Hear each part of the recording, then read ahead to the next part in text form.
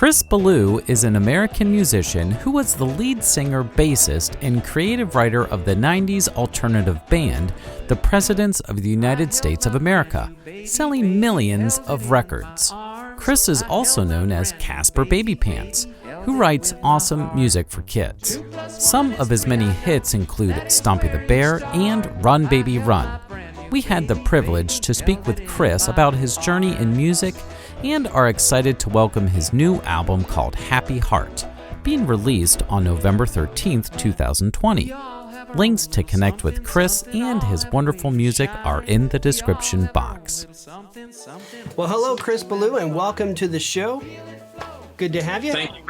Thank you so much for having me. It's a wonderful opportunity for me to talk about myself. Awesome. Well, we always like to start out by asking our guests about their background with music education as a child. So you grew up in Seattle. So what experiences did you have as a child, maybe in the school setting and also outside the school setting? Well, in the school setting, it was fantastic. I can't remember her name, but there was a teacher who was in charge of kind of all the elementary school kids at the school I went to. I went to a little private school called the Bush School. So the classes were really small, and so we could have access to, like, an army of glockenspiels or an army of ukuleles or whatever. And so it was a kind of a classic, like, all right, class, we're going to all play this song, and we have to all learn our parts. And then, it sounds like terrible for a long time, and then all of a sudden it sounds like a song. Yeah, cool. And I remember that being super thrilling, like, oh, you have to actually take time to figure things out, and then you can actually play a song. So that was the first time that light bulb went off, was in school, which ended up being, super useful later as I patiently waited through the process of tracking to finally hear the song come back at me. Mm-hmm. And then outside of school, I was firmly a Beatles fan. I mean, from the time I was 2.5, when my older brother, Paul, bought my parents Sgt. Pepper's in 1967 when it came out for Christmas. And I inherited the record when I was 2.5, 3 years old, and that's all I listened to for years. I didn't even know there were other bands in the world. I didn't know the Beatles had other records. So to me, that was just like, music is this, for a long time.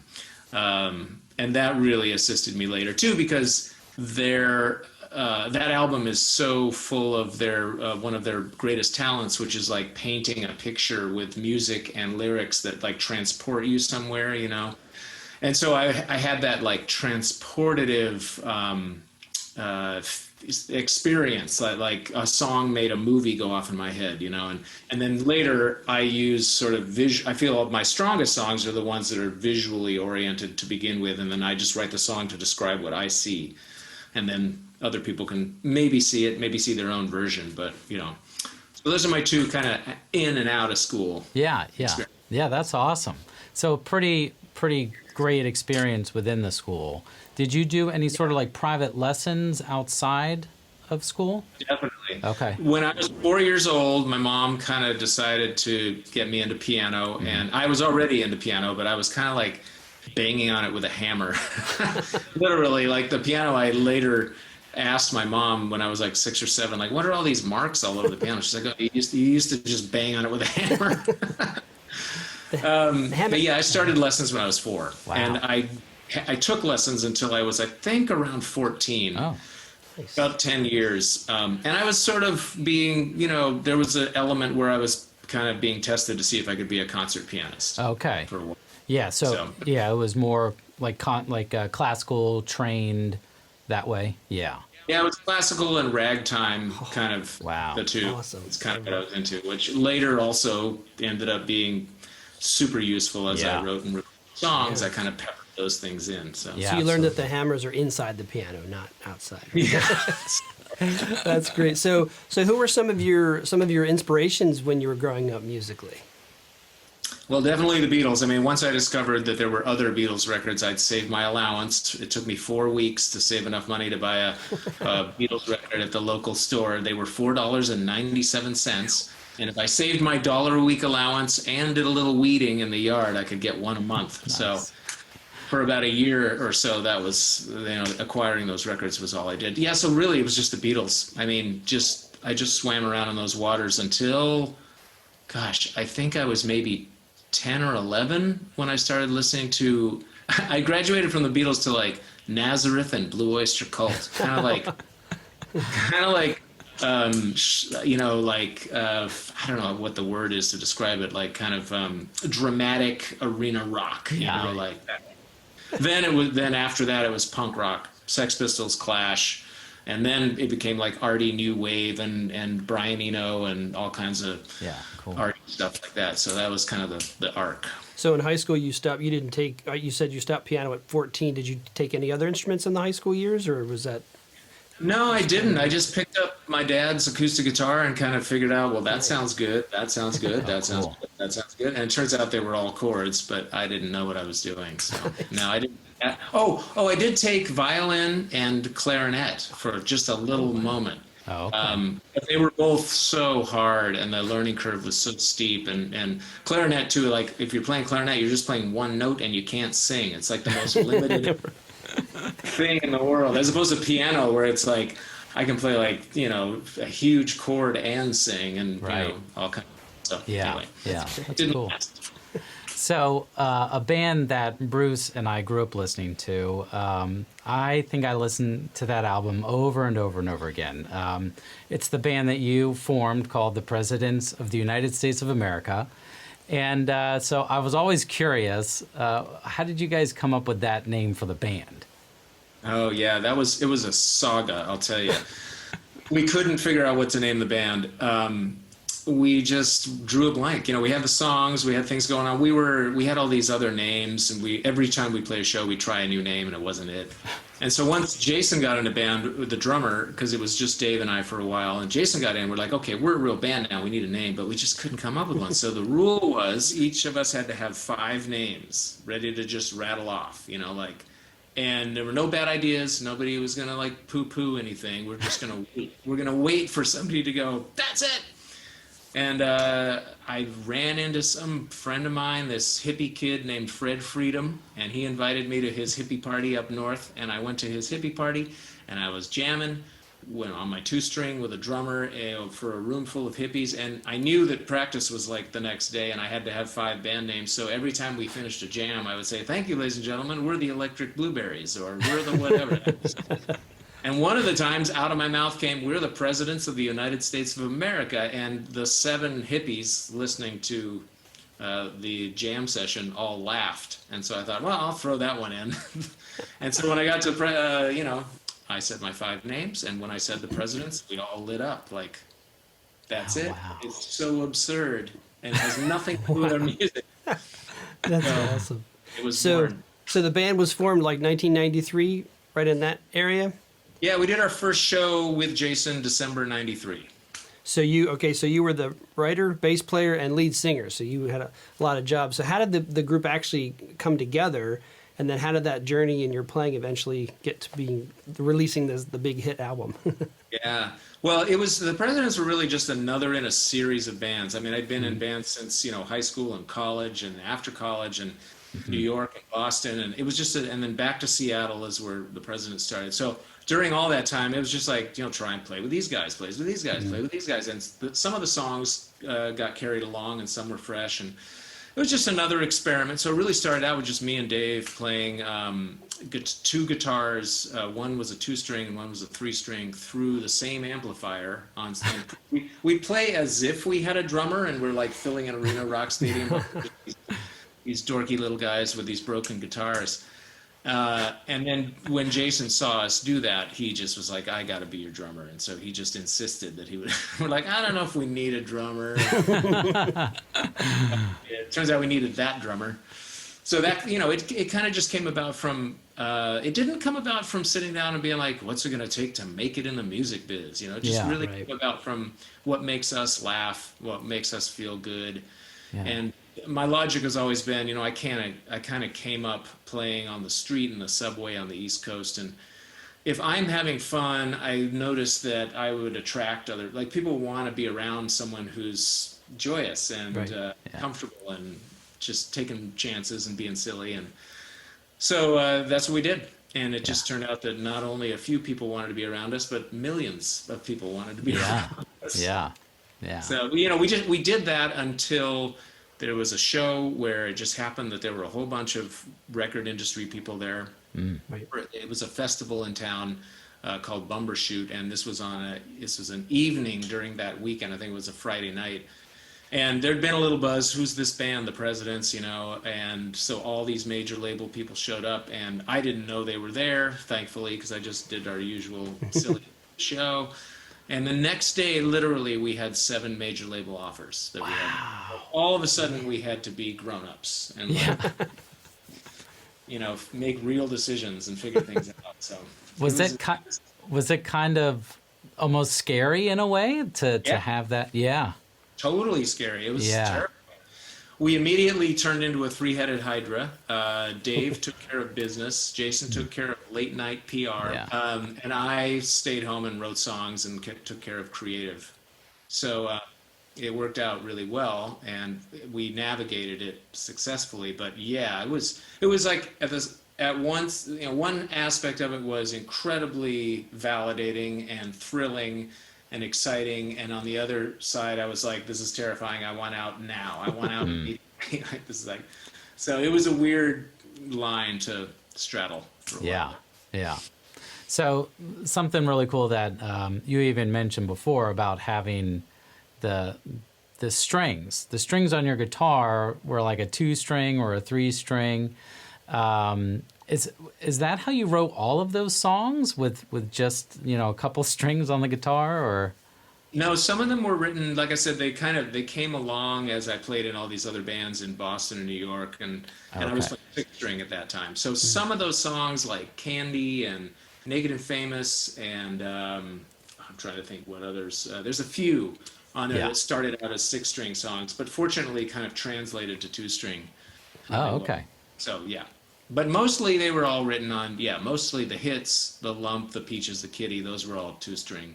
I wrote them on a 2-string. So is that like what made you think of just using the 2-string? Is it kind of like a minimalist kind of idea, or just it felt comfortable playing it that way, or that's all you needed? I was just curious how that... It's a few things. I think when I encountered the 2-string, I was already playing a 4-string because I had broken some strings and I didn't have any money to replace them. So I was already playing a 4-string guitar, like a little kid's a classical guitar with a contact mic through a bass amp.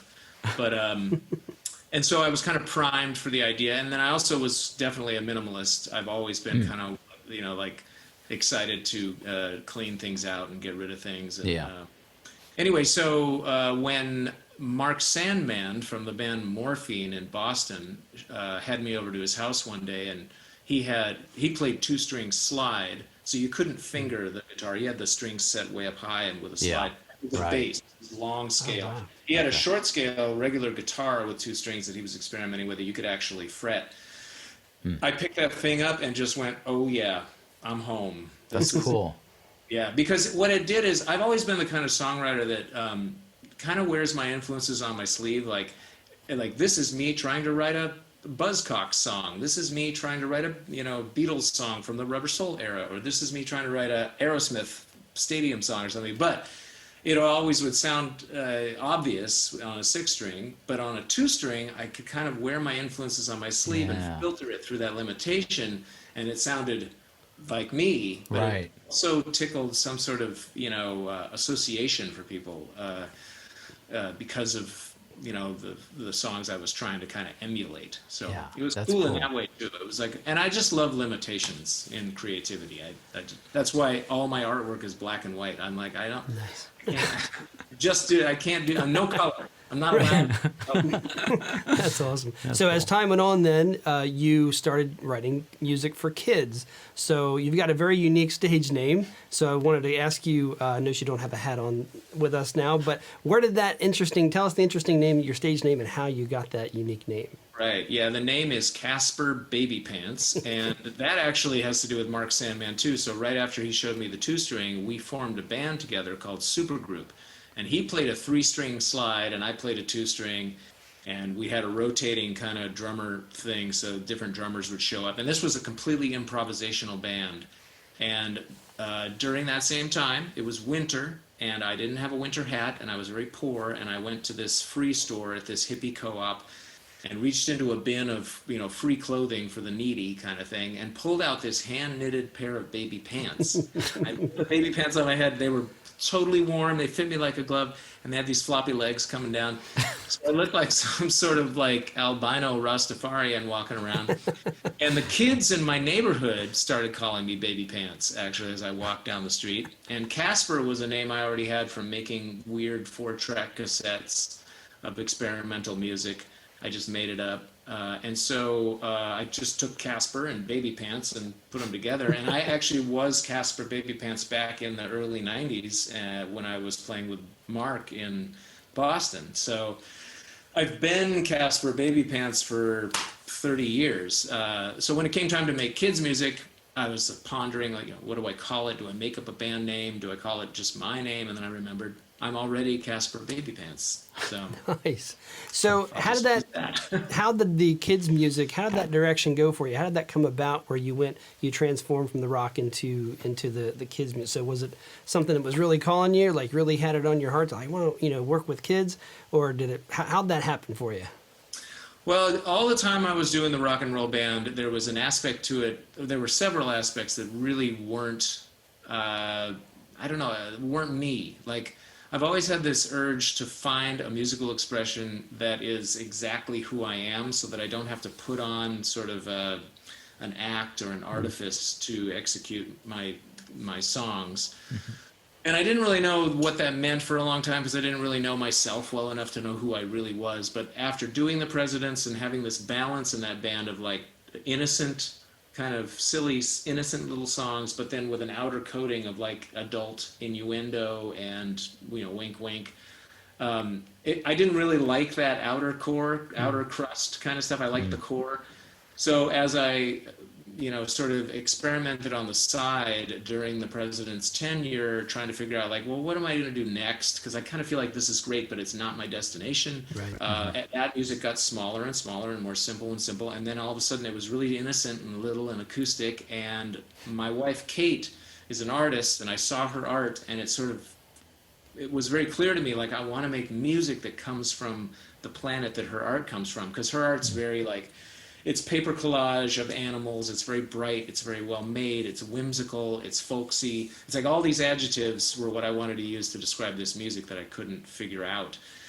And so when I made music inspired by her art, I listened back, and it was super clear. Like, oh, it's kids' music. I should be making music for little kids. And the relief I felt when I found that, not only after searching, but also being free of the adult world of cool, of trying to, like, convince people in a way that we're hot. You know, I'd never have to have a hit. I'd never have to be hot, you know, like cool or any of that stuff. So I felt immediately freed of all those kind of aspects of the grown-up band that I did not like. Yeah. Yeah. Well, yeah, the kids' music is awesome. Like my kids listen to it. We listen to it. Here comes Stomp of the Bear. You know, it's just, it's awesome. It really is good. And I remember the first time I heard it, I was like, wait a second, I know that voice. That's the guy from the Presidents. And then I looked it up, and it was you. I was like, wow. So it definitely grabs you as you listen to it, and kids love it. I love it too. I mean, really, I'm really making that music for me. What I discovered about myself is that I am childlike, and I'm not childish, but I'm childlike. Sure, I like to experience the world the way a 3-year-old does, and Zen mind, beginner's mind, that kind of thing. That's my goal. I don't always achieve it, but making music in that tone helps me stay in that state of mind. And so really I listen to those Casper albums in the car all the time. They're my favorite records because they're like pure, exact me. And I love every song so deeply. So it's fantastic. That's super cool. So we're always interested in an individual songwriting process. How do you Right. start with writing a song? Do you just like grab a guitar, play some chords? Do you get on the piano? Just could you bring us through that? How does that work? Generally, the most important part that comes first, no matter how the song comes together, is a vision, or an idea. I have several songs that have taken years of sitting on the idea. We have tugboats that go in front of my house here on Vashon Island, and my wife and I named one of them Pushy. And every time we saw Pushy, we're like, here comes Pushy the Tug. And we're like, we gotta have a Pushy the Tug song. It took 2 years of thinking about Pushy the Tug to actually one day, I see it. I see the story. I see Pushy and Huggy, and they're gonna have this relationship. And the other one was I saw a slug on a summer day going across a dusty road, and I wrote a song called Slugs in the Dust. But it took 3 years of walking around seeing slugs in the dust to have a vision of how I would relate to it. What's the story? What's the visual? You know what I mean? Yeah. Anyway, so the visual is the first thing. And then everything else is just to support that, really. The visual may come from playing certain chords on a guitar that sort of create, all of a sudden I see something. But it's definitely about seeing something.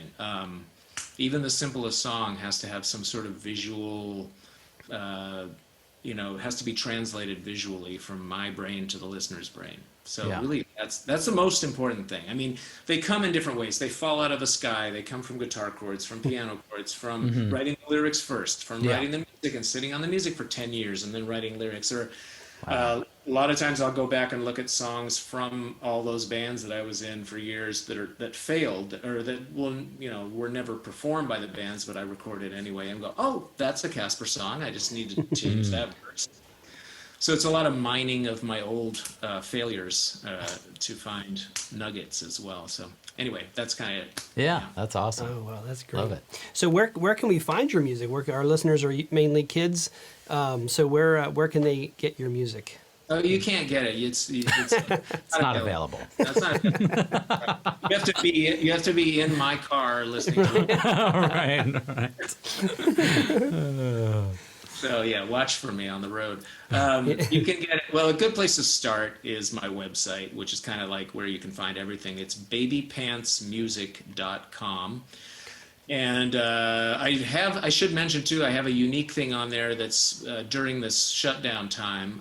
At the beginning of the shutdown time, I sat down and recorded about 50 plus single song live performance videos. I call it the Casper Babypants Tiny Song Jukebox. And it's on the website for free. It's all the videos. You can get it on YouTube too. Oh, wow. Yeah. And so the idea is instead of playing at Friday at 2:00 when parents might or might not be able to corral the kids and watch, you can make your own live Casper show anytime you want. Order them any way you want. You can play Stompy the Bear 5 times if you want. So that was my idea to kind of keep families entertained instead of doing it on demand. I'm doing it, well, I guess it is on demand. Instead of doing it on a schedule, I'm doing it. Yeah. I thought I'd mention that. And I have a record called Bug Out, which came out in May. And then I have a brand new record coming out November 13th called Happy Heart. So I'm putting out 2 pandemic records. Yeah. And then because people need new music. Yes. Yeah. And then I have a third, and I think, or in the most recent batch, there's one more record. It's my 19th, and that will come out. I'm going to wait till the pandemic's over to put that one out. So Okay, cool. Nice. we can celebrate together. Yes. Yeah, exactly. Yes. Yeah, for sure. Awesome. Well, Chris Ballew, thank you so much for being with us. And it was a pleasure to talk to you. It's kind of surreal in a way. It's like, oh, wow, we're talking to Chris. So It's that guy. It's the that bald guy. But we wish you all the best, and thank you so much. Yeah, thank you guys so much for taking time to chat. I appreciate it. I appreciate you helping me spread the word about my music, because being asked to be on podcasts is my only plan. I have no promotional plan at all. Just Yeah, cool. tell your friends. That's all I have. Happy to help. Yeah, absolutely. Cool. Sweet. Thanks again.